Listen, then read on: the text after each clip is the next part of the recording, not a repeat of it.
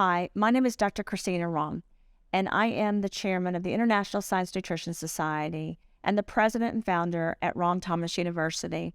Today, I'm going to talk about a case study that was conducted at the International Science Nutrition Society. This case study was done by Dr. Tina Busnick, Dr. Norbert Keshkesh, Dr. Dori Norbo, and Dr. Christina Rahm.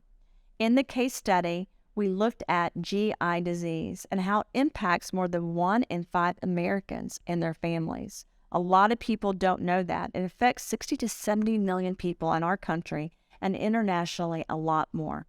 So this particular risk of IBS when it leads to GI disorders is extremely high.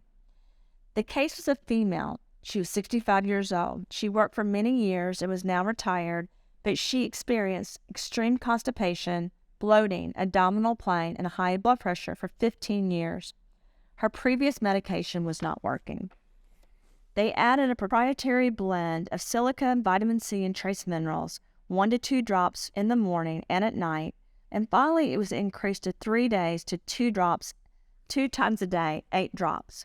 So the final treatment was 3 days, 8 drops 2 times a day. Later, the patient even went to 2 drops in the morning and 10 drops at night. This particular patient, after 2 weeks, had constipation that disappeared.